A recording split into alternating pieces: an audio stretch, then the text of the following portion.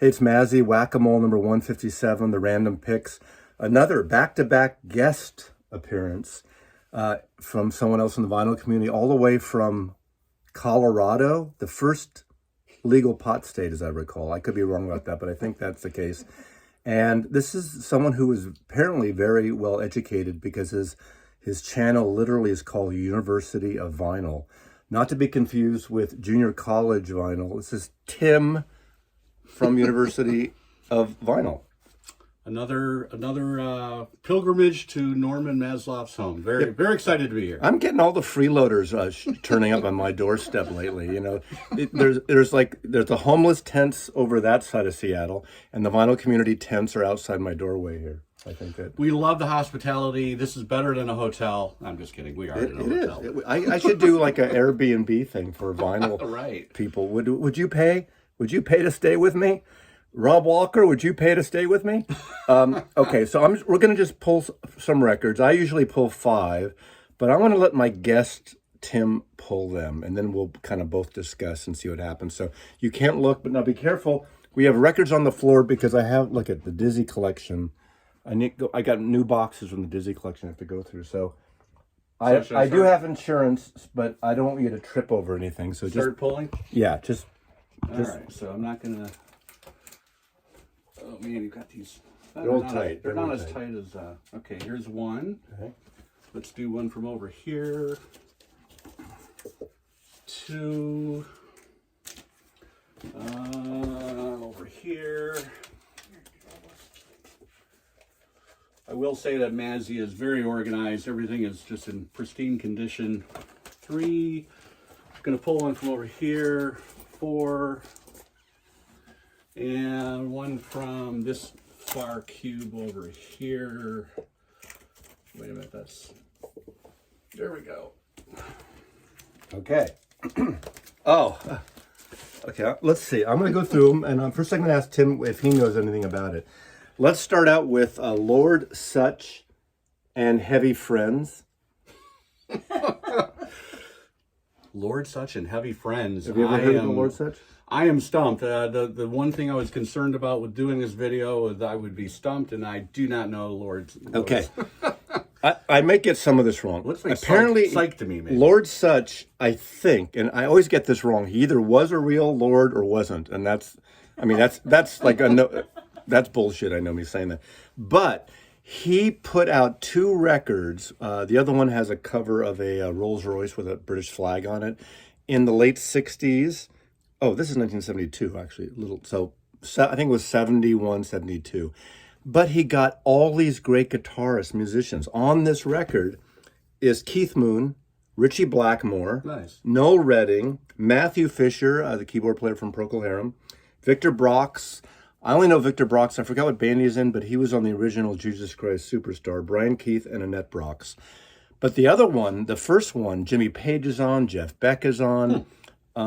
I don't know if Eric Clapton's on, but he was the lead singer, and he got these British players. They're not great records at all. They're kind of like they're like vanity projects, right? But they're really cool collectibles, and especially, I mean, since Jeff Beck died, of course. Now let's see, can I find it here? Lord Sutch. Oh, I can't do it. It's too That's okay. Anyway, it doesn't matter. Anyway, that's what Lord Sutch is. They're collectible. They're not super expensive as far as I recall. But there we go. Look at, everyone seemed to be a lord in Britain in the 60s and 70s. Like Prince, Brian Jones, and all that stuff. So there we go. So Lord Sutch. Now we know. He pulled a Beatle bootleg.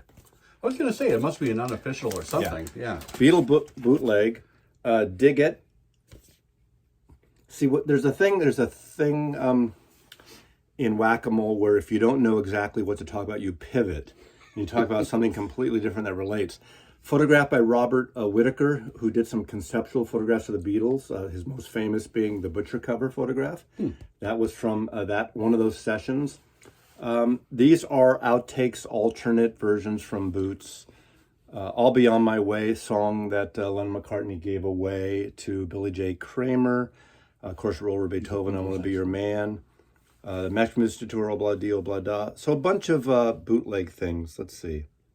I don't know what else to say. I mean, I have a ton of bootlegs and just Live or studio outtakes? studio outtakes. Interesting. Okay. These are all studio outtakes, some of which have appeared on semi-official releases. I don't know if these exact tracks were on the anthologies or the other ones, but I used to collect. I mean, of course, before the internet, before downloading bootlegs, this is the way to get bootlegs, and I used to scoop them up.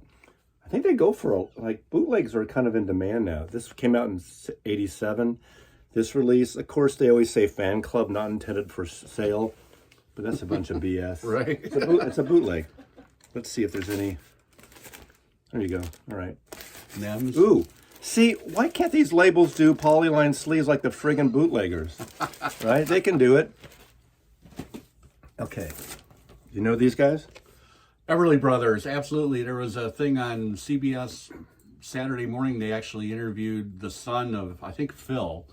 And I think they're putting out a new comp that they were kind of talking about. And incredible harmonies. You probably know more about them than I do. I love that. I think the last tour, Simon and Garfunkel, they actually brought them out, which was pretty cool. Because they were hugely, they were influential for Paul and Art. I love that mono, that late 60s mono Warner Brothers label, gray. So great. Brotherly harmonies, there's nothing like it. Right. But isn't it weird that almost every brother band hate each other? Oasis, the Gallagher brothers. Right. Ray and Dave, Kinks. And these guys broke up for a long time, and then they finally got back together. Right? Yeah. Gone, Gone, Gone. That song was recently, not real recent, covered on that great Alison Krauss Plant. Oh, Robert Plant Nice. era. Nice. Now, this is on Warner Brothers Records. When they left their label, it was a Cadet. Someone's going to correct me if I'm wrong. They went to Warner Brothers and they re-recorded all their songs. So these are re-recordings. Now, they're late 60s re-recorded. And, of course, they're hits like Love... In fact, I don't know. Gone, Gone, Gone. This is many, many, many other hits. Okay, this isn't the hits. These are the other hits. This is a secondary hit. But look how beautiful this copy is. Wake Up Little Susie on there. Look how beautiful that is. Doesn't that look like a new record to you? Look. Yeah, Tim, and look at the hair on these guys. I mean, have we ever seen? I mean, I've never seen incredible. that much hair ever in my life. But I love Gone, Gone, Gone. I mean, I love that song is great, and I think it was great that T-Bone Burnett pulled that for Alison Krauss, and so that's from the Warner Brothers years. Where are we? Number 3. Josh White. Acoustic blues. That's about all I know. I don't have any Josh White, but classic acoustic blues, right? Yeah. Country blues, folk blues. He's kind of considered a folk blues artist. He also was an actor. He was an activist. He was one of those artists that was blacklisted in the 1950s. I pick up every record I see. They're cheap to pick up. It's funny, in the vinyl community, everyone's into blues and John Lee Hooker and... Right. But they're not really into... They don't seem to be in the country blues a lot, which is more folky. What I love, like Americana, early Americana. They're really beautifully recorded. He's got a soothing voice. I mean, look at this Elektra record label. Look at that. I've almost never seen that. Yeah, everyone's kind of into the Kings, And, right. I mean, yeah. And it's just a trio. It's just acoustic guitar, bass, and drums. It's very much like Muddy Waters, the one that everyone's into. What's it called? The one that everyone... Yeah. folk music. Folk singer? Folk singer. Yeah. It's that kind of blues when the record companies were trying to get these blues artists to jump on the folk revival, when the Kingston Trio, Peter, Paul, Mary, Bob Dylan, all the folk things was happening at colleges. So they started putting out acoustic-based records. Yeah, and they crossed over, blues-ish folk music. But I would suggest, I want there to be a run on Josh White. I want people to start collecting Josh White. Tell him Mazzy sent you and get some Josh White records. Nice. 1957. I didn't know that, but I read it here. Nice. And lastly, tight sleeve. Wow. yeah, oh my God. Okay, this is 10 years after. You know anything about 10 years after? 10 years after, is it British, kind of electric blues, psych? Go ahead. This is why they pay me the big bucks. This is a UK copy. 10 years after Alvin Lee, a lot of people my generation and subsequent generations got turned on to 10 years after because of Woodstock, the movie Woodstock, Right. where he, remember at the end, he picks up the watermelon. Someone puts a watermelon on the stage. He picks it up and walks off. What a great guitar player. Unfortunately, he passed away, I don't know, within the last decade, I think. And what's great about all their albums, they were on London Records in this country to begin with. Durham, were they on Durham maybe? Oh, like Chrysalis. I'm sorry, I'm looking right here. What's their most famous song? Well, when they went to Columbia, their most famous time, I'd love to turn, yeah, that song. Revolution, da da da da. What's the name of the song? I'd I love to turn you. We're really bad We're singers. drawing a blank here. Yeah, that was their biggest kind of FM crossover hit. And that record, I just got it. It was reissued like in the last month. And there's a remix, and it's a double vinyl version of a remix and the original mix on it. And it's highly recommended. But also they have a little bit, in some of their early records, there's a mix of blues, rock, British rock, and jazz. There's a whole jazz thing I go through here. And Alvin Lee, isn't Alvin Lee's brother in the band? This is a German version. This is a German pressing. Oh, Chrysalis, sorry. Nice. There you go. So I'm a big fan of Watt, W-A-T-T, S-H, Cricklewood Green. Those are my favorite of their records. But anytime this is rock and roll music to the world.